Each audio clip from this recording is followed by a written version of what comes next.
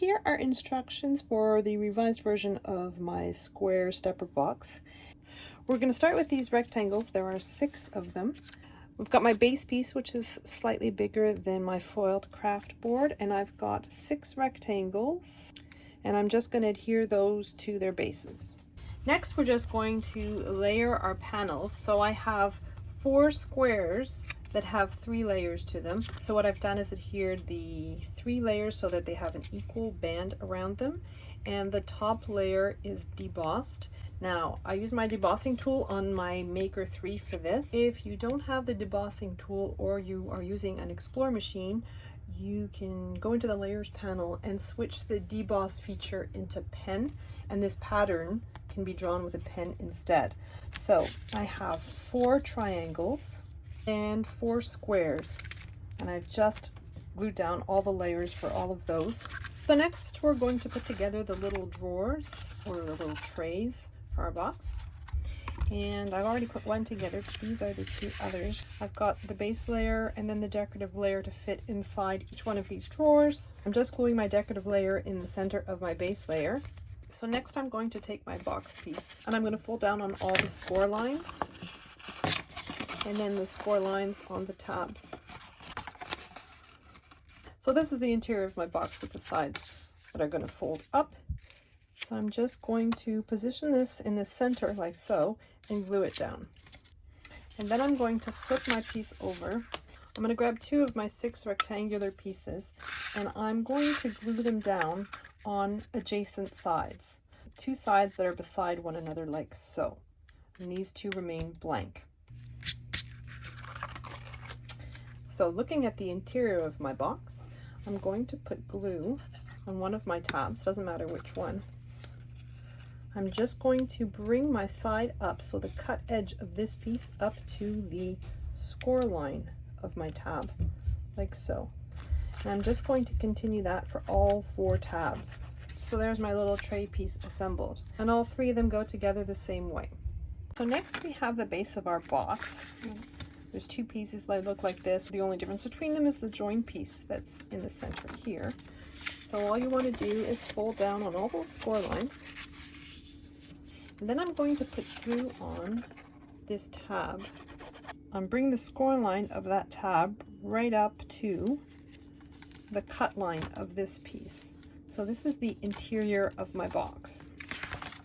This is the exterior of my box. I'm going to start by gluing down the 4 squares, and I'm going to try my best to center them between the score lines or the edges of each piece. Next, I'm going to put the decorative pieces on the top of my box. So I'm just going to glue these triangles down in this pattern. So leave these 4 triangles blank and just glue these down within the base, making sure that there's an even border all the way around. So this is the closure for my box. I have 3 rectangles that fit inside one another. Glue them down so that there's an even border.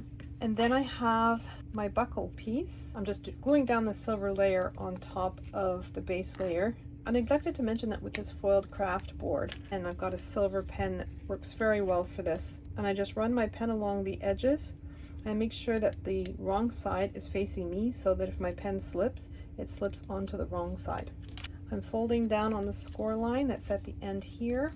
Then I'm going to put glue on that little tab that I formed by folding down the edge.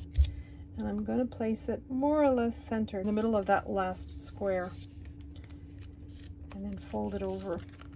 So now the decorative panels are all glued down, I'm going to flip my box around. This is the inside of my box. I have these 4 panels left over with the score lines on them. 2 of them have a little thin score line at the top. And you want to make sure that that score line is at the top. But your score lines divide this panel into 3 segments. The tallest segment should be at the top. So you've got 2 the same size and 1 a little bit bigger, and the bigger one should be at the top. Now, the purpose of these score lines is to tell us where to position our drawers so they fit nicely within one another when we close the box. So I'm going to glue down these panels and try to center them as best I can within the score lines so that there's an even border around each one. Now it's time to put in my 3 drawers. So you'll notice that only 2 sides are decorated because the other 2 sides get glued to the box, like so. I'm going to start with the box that goes at the bottom on the left-hand side. So I'm going to turn it 180 degrees just to have a better view of it. And what I'm going to do is, so I've got my 2 decorative sides here in front of me and here on top. And then I'm going to put it in position. So I want to put it just along the base. I want to position my drawer right against that score line and right against the edge of that panel that I had adhered with the score lines on it.